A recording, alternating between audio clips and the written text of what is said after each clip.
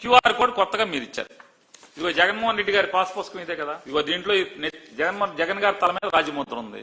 జగన్ గారి తల మీద రాజముద్ర ఉంది కదా. ఇక్కడ ఆంధ్రప్రదేశ్ ప్రభుత్వం రెవెన్యూ శాఖ అని రాసి ఉంది కదా. ఈ పేజీ మీద రాజముద్రే కదా. ఇక్కడ జగన్ గారి బొమ్మ ఉంది, రాజముద్ర ఉంది కదా. మరి ఏం తప్పు చేశారు? ఇదో క్యూఆర్ కోడ్. అసలు క్యూఆర్ కోడ్ సిస్టమ్ తీసుకొచ్చింది జగన్మోహన్ రెడ్డి గారు కదా. క్యూఆర్ కోడ్ ఉందా లేదా? పట్టాదారు పాస్ పుస్తకం మీద క్యూఆర్ కోడ్ సిస్టమ్ వచ్చింది జగన్మోహన్ రెడ్డి గారి ప్రభుత్వంతోనే ఈ ఆంధ్ర రాష్ట్రంలో మొదలా కాదా? మరి చాలా అనుభవం ఉంది కదా మీకు. 14 ఏళ్లు 25 ఏళ్లు అని చెప్తారు కదా. మీరుండగా ఈ సర్వే సిస్టమ్ ఎందుకు తీసుకురాలేదు?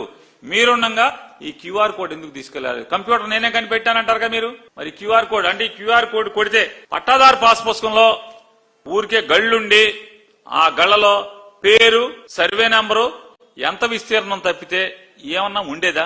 ఖాతా నంబర్ ఉండేది, ఫ్రంట్ పేజీలో పేరు ఖాతా నంబర్ ఉండేది, ఏ రెవెన్యూ విలేజ్ ఉండేది, లోపల గళ్ళుండి గళ్ళలో సర్వే నెంబర్ ఎంత, విస్తీర్ణం ఎంత, దాంట్లో ఎంత ఉంది ఆ పేరు.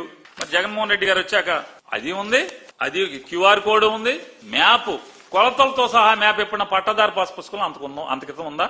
జగన్మోహన్ రెడ్డి గారు ఇది ప్రవేశపెట్టేదాకా పొలం కొలతలతో సహా తూర్పు ఎంత ఉంది, దక్షిణం ఎంత ఉంది, పడమర ఎంత ఉంది, ఉత్తరం ఎంత ఉంది, కొలతలతో సహా అప్పుడే కదా మొదలు. జగన్ గారు పెట్టయిన తర్వాతే కదా. మళ్ళీ దానికి కూడా క్యూఆర్ కోడ్ ఉంది కదా. ఆ మ్యాప్ కూడా రేఖాంశాలు, అక్షాంశాలు చూడండి పక్కన. ఆ మ్యాప్ కి సరిహద్దు అంటే లాంగిట్యూడ్, లాటిట్యూడ్ సరిహద్దులు కూడా అన్ని దిక్కుల. ఆ పొలానికి 8 కొలతలు. ఆ పొలానికి 8 కొలతలు ఇచ్చారు. ప్రతి పొలానికి 8 కొలతలు. ఎక్కడ కొద్ది కూడా బెసక్కుండా, ఎవడో ఆక్రమించకుండా లాంగిట్యూడ్, లాటిట్యూడ్ అంటే రేఖాంశాలు, అక్షాంశాలతో ఉంది కదా.